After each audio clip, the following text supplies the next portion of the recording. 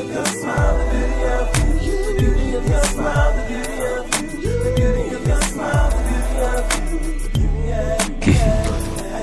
the beauty of your smile, the beauty of you, the beauty of your smile, the beauty of you, the beauty of your smile, the beauty of you, sit back. Good afternoon, beautiful people. This is the DMV Poet. I'd like to welcome you to another edition of Streams of Consciousness. Today's going to be, first of all, please forgive me. We're starting a little bit late. We had some technical issues, but we're actually broadcasting live this afternoon from University Tower, in Hyattsville. We're over in the game room, so if you hear a couple of things, people may be in and out of here, but, bear with us. Today's going to be a special show. We're going to be doing a couple of things. We're going to be interviewing a very successful YouTube personality, show host, comedian, writer. I'll be introducing him to you all in a few minutes. We're going to go through a couple of updates, and I'm sure those that have heard an episode or two of Streams of Consciousness are familiar with a young man by the name of Dimitri Davis, who's actually singing on the song that is playing behind me right now. This is Rebirth of Isis, which is a song coming off of my future project, Heart Mind of a Gemini. And we're going to be playing some tracks from his press kit, his EP that he just released a couple of days ago called Sex Love. He's been working really hard on this for the last couple of months. I'm excited to bring this to you all. This is amazing soul, it's amazing R&B, and it's basically designed and set up to bring back an era that kind of has died since, the last 5 or 10 years. So this is going to be hopefully an enjoyable experience for everybody. First, I want to give a little update. I was able to attend the Poets and Pastries open mic with the Last Born Poet on Thursday. Me and shout out to Iris Perry. We took that long drive out to Towson from the Northeast, and we were able to perform, or I was able to perform. I was able to meet an iconic poet to me, coming from D.C., Baltimore, Virginia. He, the OMC, was a feature. And I had the pleasure to perform in front of him, to take in his performance, to, be inspired. There's one thing I always say about poets like Edith OMC that have been on the scene for as long as they have, is every time they perform, they birth a new artist. They inspire somebody else. They get somebody else to say, I want to be able to write like that. I want to be able to do that. So, shout out to him for all the work he's doing with Culture Hustlers movement. Shout out to Last Born Poet with everything he's working out. We're actually collaborating hopefully on some showcases in the future. We're still working on Streams of Consciousness Live. We're still working on lyrical tastings. We're still trying to negotiate everything with the venues to bring you guys an amazing live show where we can bring artists like Dimitri Davis, like Leslie Smith, so many countless others. This is crazy. But, we're really working on a really, really good situation. One thing I do want to get to today before we get into our conscious conversation is the Harry Belafonte Jay-Z situation. Anybody that listens to my show right now, we've been talking about it a lot over the last couple of weeks just because it's been kind of very dominant in entertainment media right now. To have a hip-hop artist and a political activist go back and forth in the media is something that we rarely see, especially, too, of African-American descent going back and forth in media the way they have. I was able to catch an interview that Sean Carter did on Real Time with Bill Maher, and he gave a very, very eloquent and articulate response to this entire situation, and it was kind of what I thought, But we're going to go ahead and cue that up, and I'm going to play this little soundbite. This is his response to being questioned by Bill Maher on Real Time with Bill Maher about the Harry Belafonte beef, the King of Calypso. Let's get that played.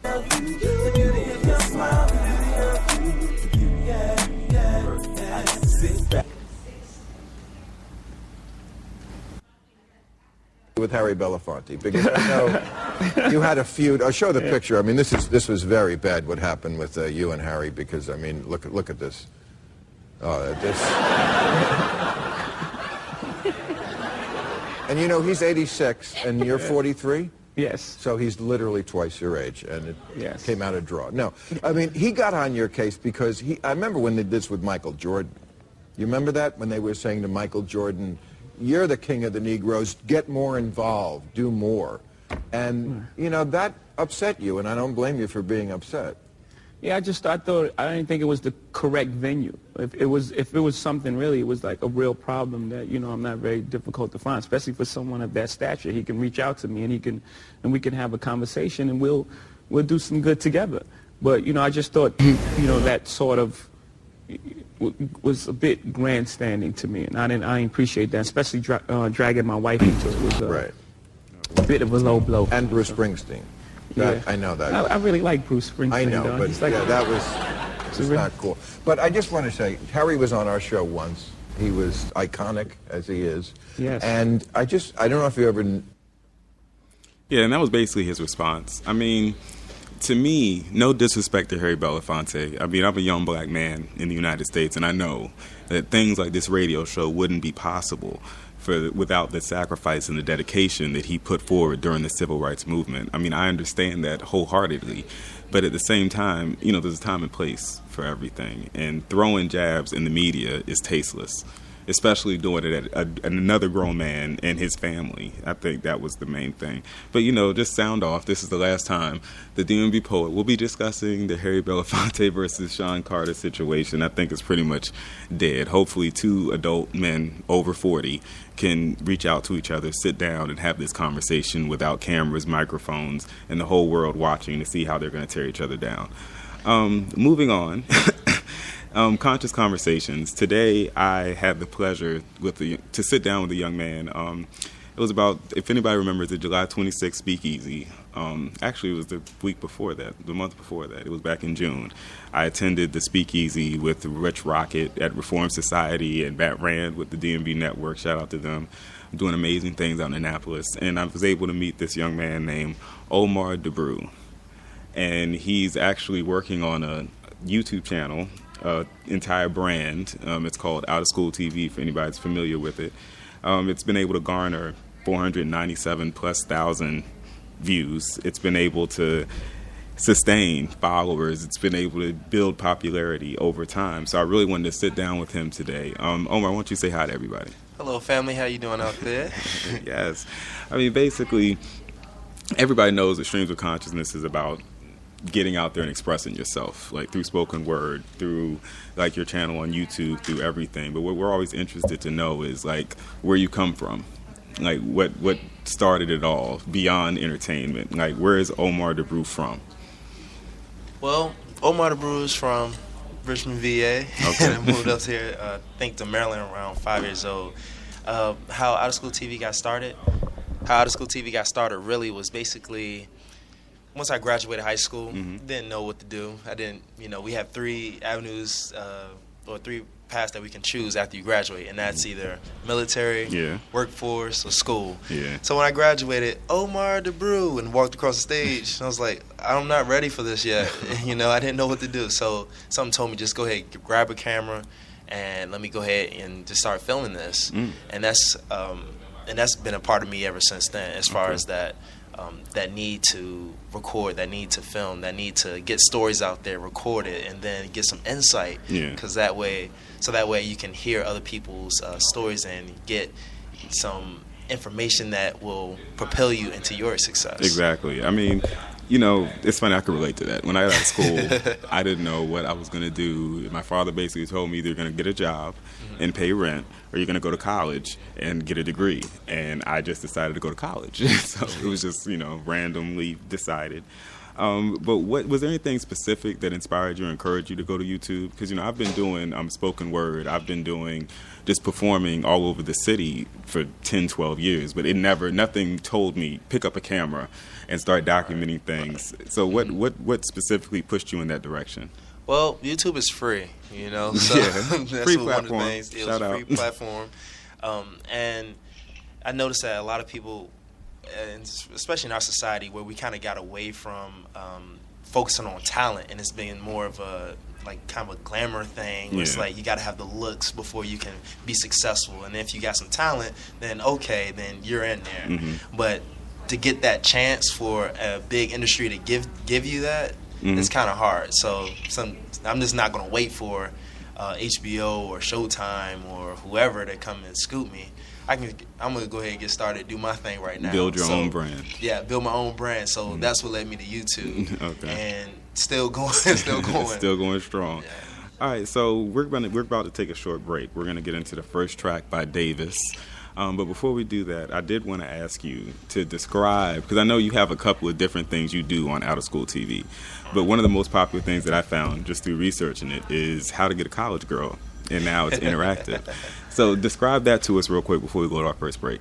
All right, so the reason there's a few reasons why I want to do it, but the How to Get a College Girl interactive series is basically just to explore what guys are doing out there to get a girl, and because I have a few conversations with my friends, and I'm just like, nah, come on, gentlemen, where are the gentlemen at right now? So I just wanted to do something where it's like, okay, this is what I think is the right way that you approach a young lady, and this is the way that you should do this thing, not call out her name or just like run up behind her and do all these other things. So I wanted to make it very entertaining, and yet quote unquote informative at the same time. Okay. So I wanted to get a chance to control me through different situations. So that's why it's interactive. So it's like, do I approach her, crazy? Do I do like something, sweet? Just different things. So that way you can kind of see what you can do. Yeah. in these situations. I mean, I checked it out. I actually checked it out right after we met, and I found it entertaining, but funny, but not like shtick funny. Not like that cliche, like, somebody just falling over a table and it's like, ha, ha, ha. So that's one thing I could actually appreciate from the storylines and the plots, is that you're actually putting a lot of thought into it. And also the quality of it. Like, the quality of the video, the editing, the pixels on the camera, I'm assuming. It takes it to another level, and it elevates it a little bit, so it's easier to get into. We're going to get into our first track from Davis, the Sex Love EP. This is, again, close friend of mine. We've been working on music 10, 12 years. We've been doing this for a long time, so I'm really excited to debut Love Drug, the extended version, off the new EP.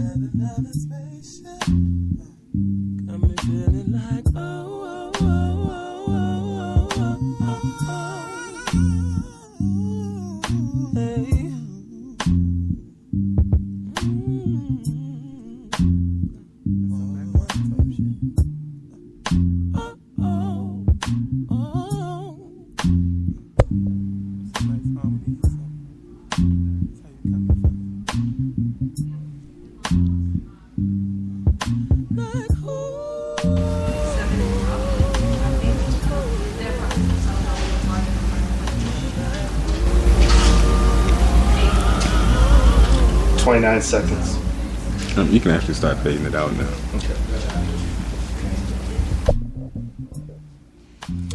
Yes, that was my little brother in music, Davis, giving you guys Love Drug extended version. If you guys ever want to rock out to a little bit of Dimitri Davis, you can check him out at Right Mind Control on Twitter.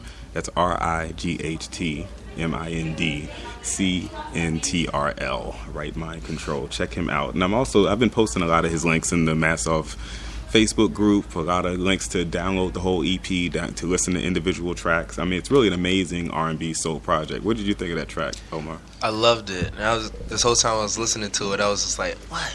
I couldn't really make that much noise, but I was feeling it. And it was, facial expressions going to it. I was like, wow, it's like we very talented young brother. Yeah, I mean, very. One thing I do know about, I've recorded with him a lot, and he does all his own vocals, all his own backgrounds. He arranges most of everything. Production, co-produces most of the stuff that he works with.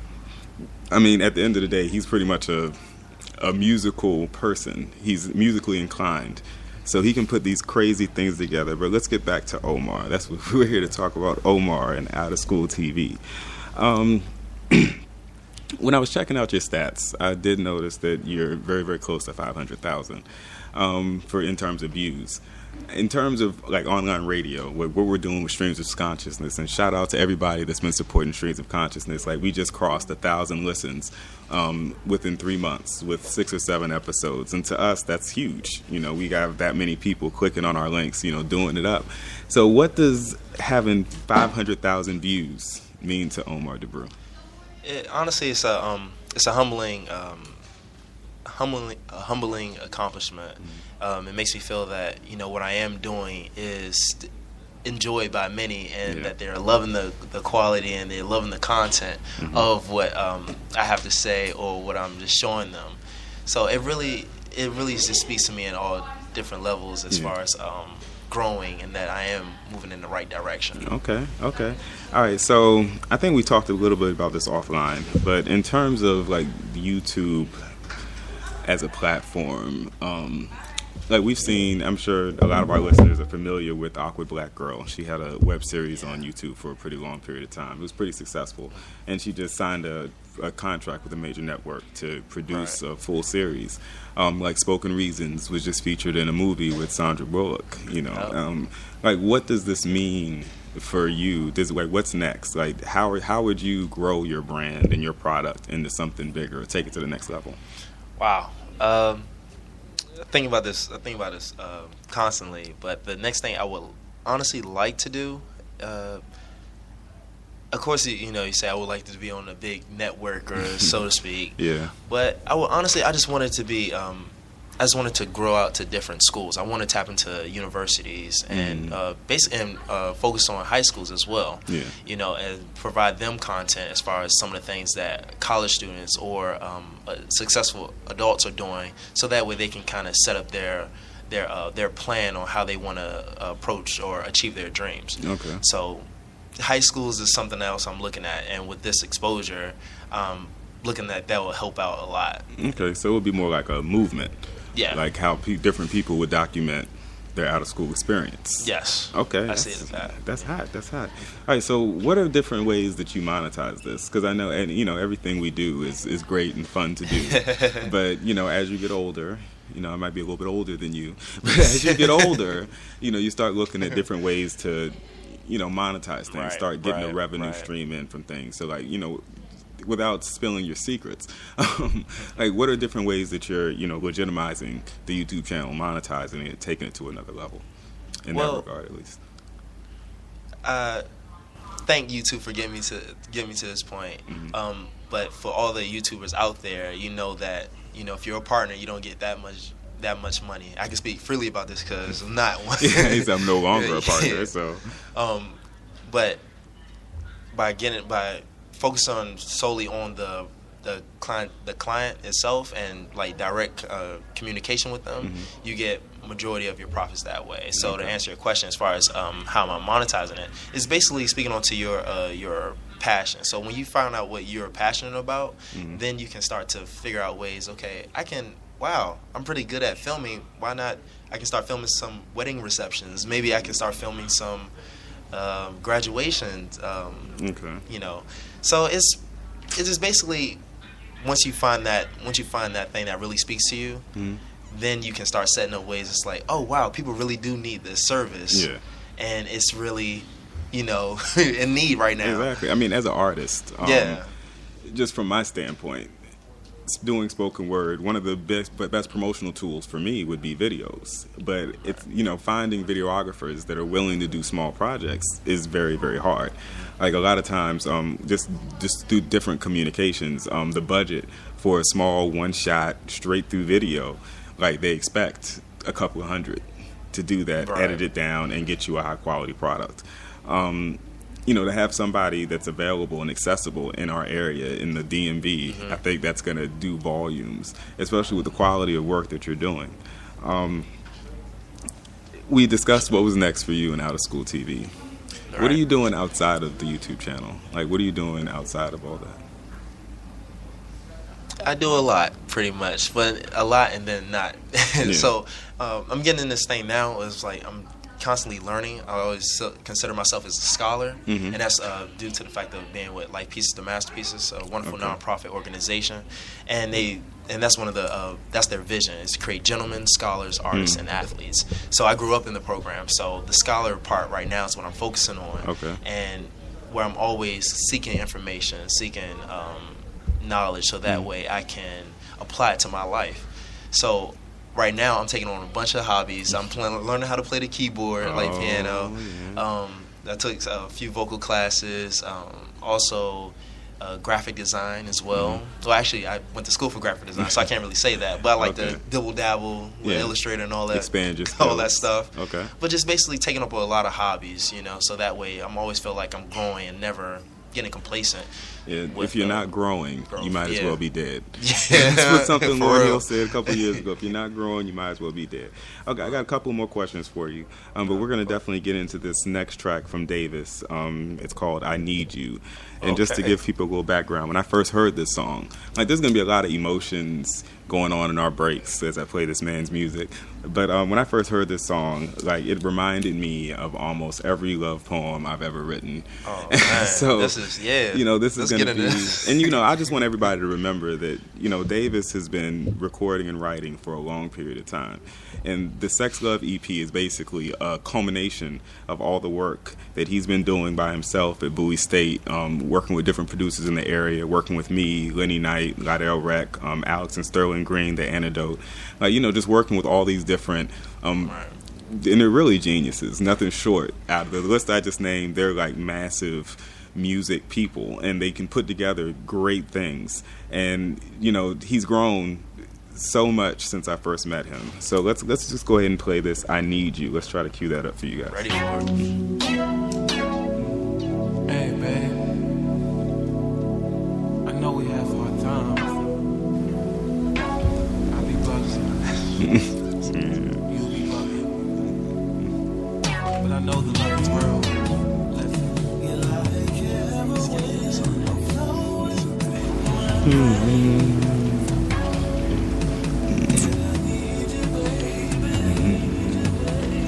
Good stuff.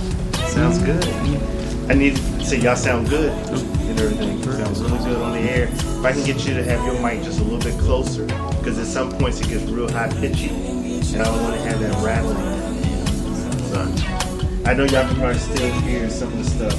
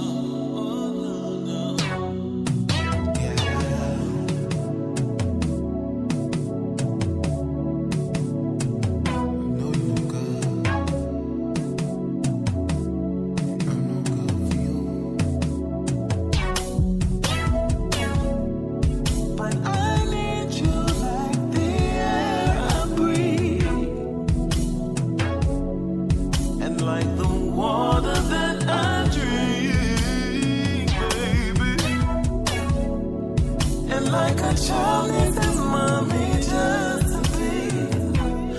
Baby, I need you. Baby, I need you.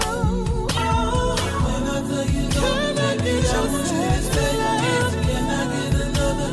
Sex loving your pain. Sex loving your pain. Sex loving your pain. When I get another? Sex loving your pain. When I tell you no, baby, I want you to stay. Can I get another? Sex loving your pain. Stay with me. Sex loving your pain. Baby, sex loving your pain. Can I get another? Need you. Sex loving your pain. You like my drug, and I'm feeding for you.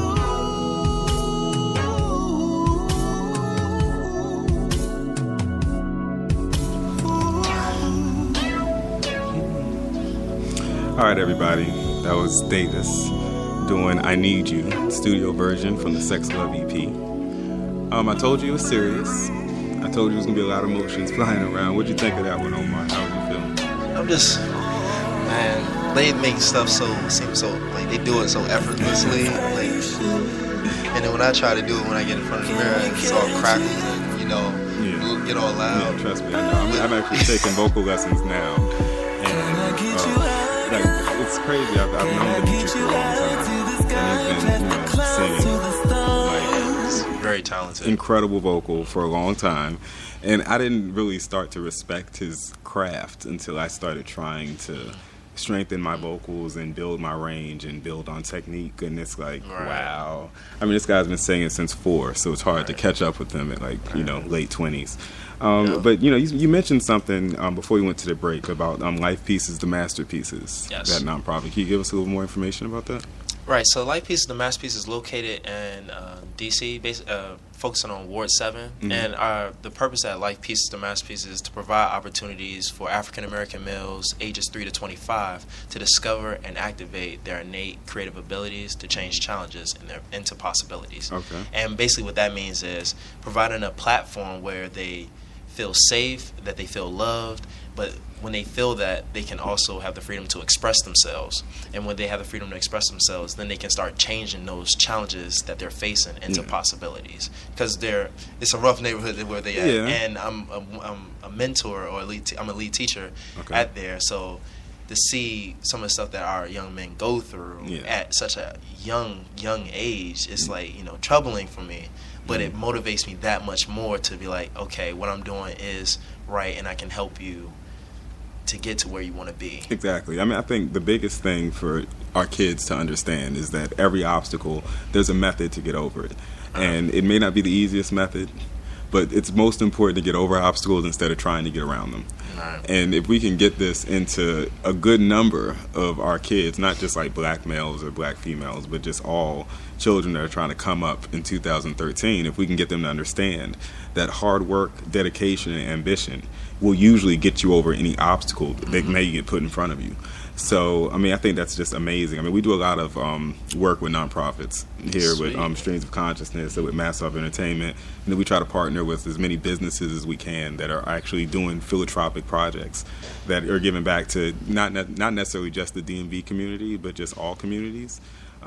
So, this Life Pieces to Masterpieces is definitely something we should talk about offline. Definitely, we will. Because, I mean, literacy is something that I take very seriously as a spoken word artist, just because I feel that the more and more we take creative mechanisms like writing and like creative writing, like deciphering a complicated paragraph or sentence, like the more and more we take that out of the schools by taking handwriting out of the schools, like teaching cursive, teaching different ways to write and express yourself, the more and more we take music out of schools, the more and more we cut the budgets of the arts, is the more and more we're going to watch our children decline. I remember when I was younger, there were always these workshops at the community centers where they taught graphic design, where they taught all different types of things like that. And now, although I do still see it there around in different areas, I really don't see it in the core areas where it's needed, like Ward 7. Like I live in Northeast off of Nanny Helen Burroughs, which is a historically black neighborhood, and you don't see those programs available to those kids that would probably use it and would probably need it the most as a distraction to what's going on around them in their environments, but it's just not available. It's just not there. The school's closed at 4, and you got to go home. You know, and you know, I just love hearing about programs that are all over the city, and there's so many programs that exist and that are functioning now that we just kind of don't know about. But, you know, those programs like Life Pieces, the masterpieces that are actually culminating the life of the young person that's involved. Shout out to Chris. I'm sorry, not Chris. Why can't I not remember this man's name now? But I can't remember his name to save my life. But Mr. Cook, he actually put together a performing arts troupe a long time ago at Charles Carroll Middle School in PG County, and I was lucky enough to have a brother that went to Charles Carroll at that time, and he joined the group Colors along with my cousin Billy Johnson and a bunch of other young students that just kind of needed something to do after school. And Colors has turned into this booming nonprofit organization now, like 10 or 15 years later, where they do summer camps. They based around performing arts, like singers, dancers, writers. If you're interested in being a director or producer, they'll take you on at 12 and start teaching you the skills. And, you know, there's people that I actually grew up with, like Jessica Dukes, who's actually like a Broadway actress and singer now. And, you know, Chris Law, who I went to school with and was also in Colors, he's like one of the biggest hip-hop choreographers in D.C. You know, shout out to Chris Law, Alma. You know, they're all doing amazing things, and we all kind of came from the same background. You know, I was like the little short, fat black kid in the back that they never wanted to sing or dance. But it was those experiences of performing, of sharing my thoughts and creativity in front of a mass majority. I got that at an early age through Jason Cook. I got it. Hi, shout out to Jason Cook. I'm sorry I forgot your first name. But, you know, Colors is very all over the PG County area. They're very present. If anybody's trying to get in touch with them, they have Facebook pages, Twitter pages. You know, they do amazing programs in the communities to try to uplift the student and try to give the student, I mean, because, you know, I know it's hard raising children in a 2-parent home. You know, a majority of the kids in PG County and D.C. are in 1-parent, single-parent homes. And that just makes everything that much harder. And if we have as many places, as many organizations as we can that want to facilitate safe environments for children to be creative, to learn on their own, you know, to pick up a book because they're just interested in it and start doing things of that nature instead of video games. You know, the latchkey kid, you know, I was a latchkey kid when I was younger, but the latchkey kid, in my opinion, is a child that's going to be at risk because they're left to their own devices. Like when you have structure, when you have structured programs like Life Pieces and Masterpieces, like the Colors after school programs, the Extreme Teens with the Maryland National Park and Planning Commission. Shout out to College Park, you know, I just left there. You know, just these amazing programs that just basically give the kids somewhere that they can go. They don't have to worry about getting bullied. They don't have to worry about somebody stealing their money. They don't have to worry about somebody stealing their hat. And if something does happen, they have a responsible, you know, keyword responsible adult. I'm going on a little rant because something just popped into my head. Yeah, I feel you. Hey, that's it just how it happens. eased in, you know, my spirit. Happens. Where's Anna at? I need Anna in here. My spirit is just pushing me to talk about this story.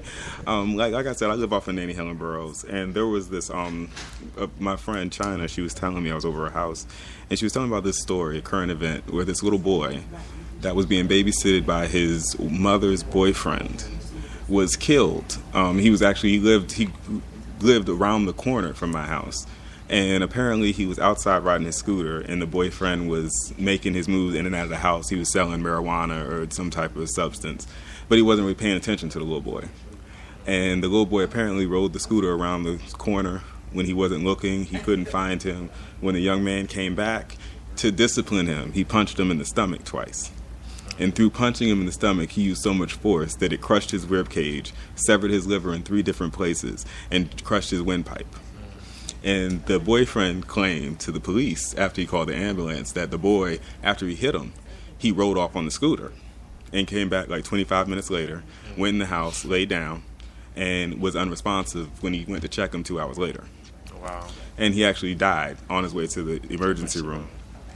And when tragedies like that happen, it's not necessarily, I mean, I don't blame the mother in tragedies like this. I really don't even blame the boyfriend that actually did it for tragedies like this. I more so blame the fact that there's a lot of situations like that happening in these neighborhoods where the mothers don't think they have any other option.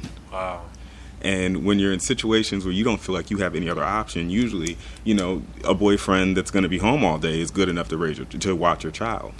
But when they don't know, when it's not a responsible adult and they don't understand how to deal with a child, they don't understand how to discipline a child, that's when tragedies like this happen. So it's just like, just through this rant, I want to call to arms all the community programs, all the community nonprofit programs to, reach out to the communities more, all the churches, just especially from an event like this that happened in our neighborhood, like in our community, where we are majorly in Northeast around Minnesota Avenue, Nanny Hill and Burroughs. It's mainly minorities. Like, we really need to call to arms. We need to stand up and we need to say, hey, if you need help, you can call me. Right. You can call this number. You can go to this place if you need childcare, if you just need daycare, if you just need somebody to watch your kid for a little while. Around the corner, Miss May can help you. We just need more of those people in our communities helping us raise these children. Because, without that, we could have just lost a Michael Jordan. Right. We could have just lost Langston Hughes, a black man that may accomplish huge things, So true. tragically taken, at 4 years old.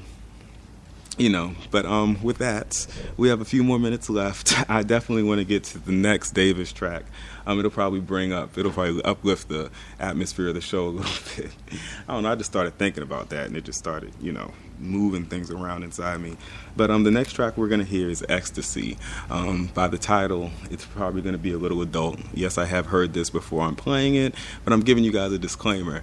I love this song because this song it makes me feel something physically, like not necessarily like physically, but it just kind of moves me in a sense of it takes me to another place, which a lot of this music does.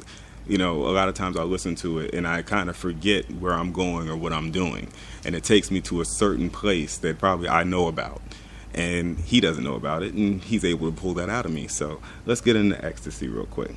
Yeah, it can get hard sometimes. You don't feel me though. You won't even hear me till I'm gone. Oh, tried to be whole, give it chills.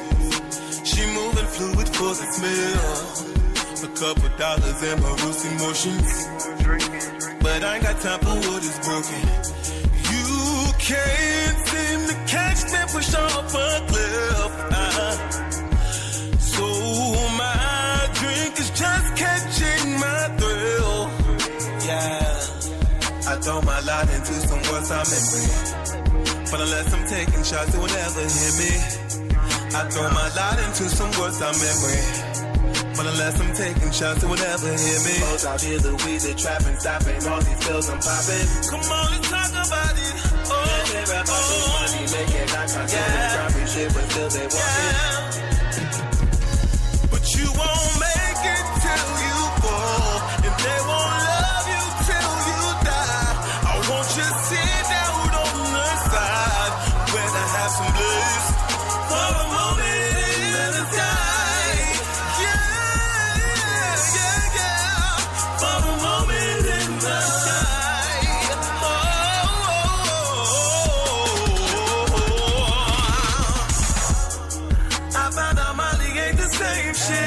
With the same heat, cardio, same beat. She told me I could feel eternity. Coming down on me to console me sooner.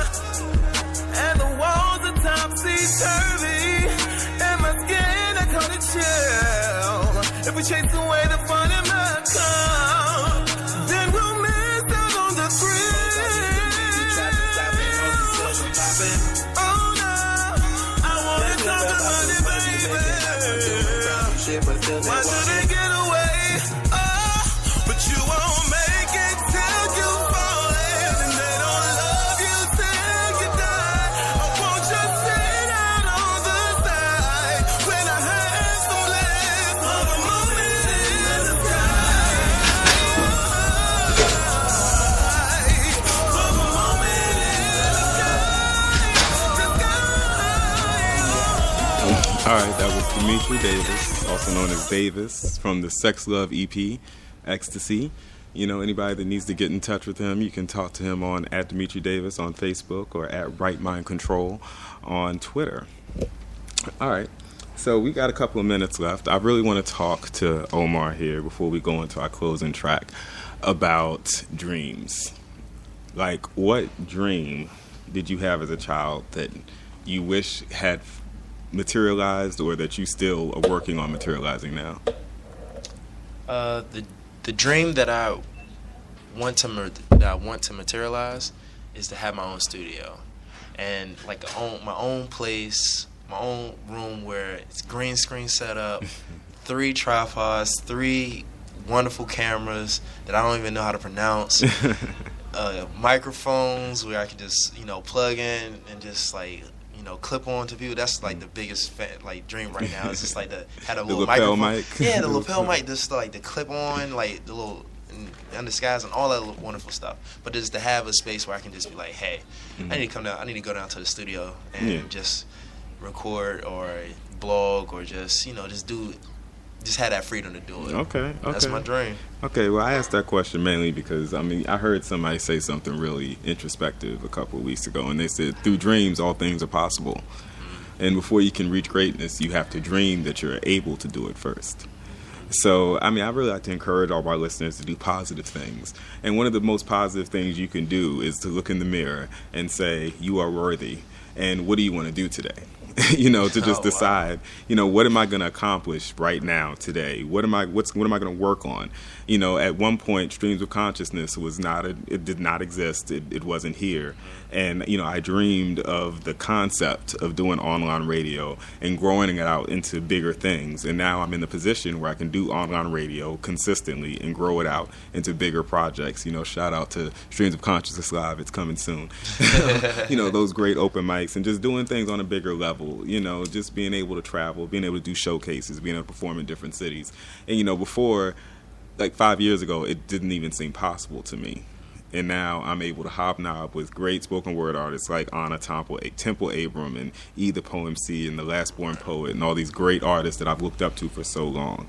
I know a lot of people are aware, but Whitney Houston's birthday just passed. And, I'm a music guy. Streams of Consciousness, spoken word, but, my depth is in R&B, soul, and she will always be the voice of a generation. So what I really wanted to do to, honor her today with Streams of Consciousness is, and also throw a big shout out to Dimitri Davis. This actually is a track that's on his Sex Love EP. It's a dedication to one of his biggest inspirations and probably one of the biggest inspirations of most vocalists in the industry today, just starting out. This is a woman that we're never going to forget. She's an American treasure and, tragically lost so early. Dimitri did a tribute to her on Sex Love, and I've heard a lot of very positive reviews of it. I listened to it. I think it's amazing. So I'm excited to share this with you guys. Overall, to me, Whitney stood for so many positive things, despite whatever negative was going on in the media. She stood for strength, wisdom. Like, even when she didn't sound her best, she still got on stage and she sang live. And I think those are things that don't exist in the industry right now. I've even heard Aretha Franklin say that she lip sang at the inauguration because it was cold and she knew she wasn't going to be able to do it. You hear things like that, and then you think about vocalists like Whitney that got up there and just did it and said, whatever, however you think about it, that's what you think. The Lauryn Hills that have, just angelic like voices, and if they fumble a little bit live, at the end of the day, they got up there and they gave it to you. They might not have been what you wanted, but they gave it to you. Yeah. It's reality. And that's one thing I always respected Whitney about, always being honest, upfront, and forthcoming about her life, as imperfect or perfect as it was. So we're going to cue this up. This is Davis's tribute to the late, great Whitney Houston.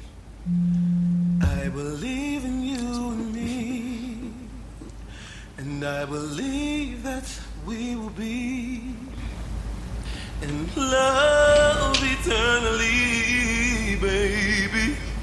Well, as far as I can see, you will always be the one for me. Oh, yes, you will. And I believe in dreams again. And I believe in love that never ends. Promo shot. And like the river finds Omar the sea.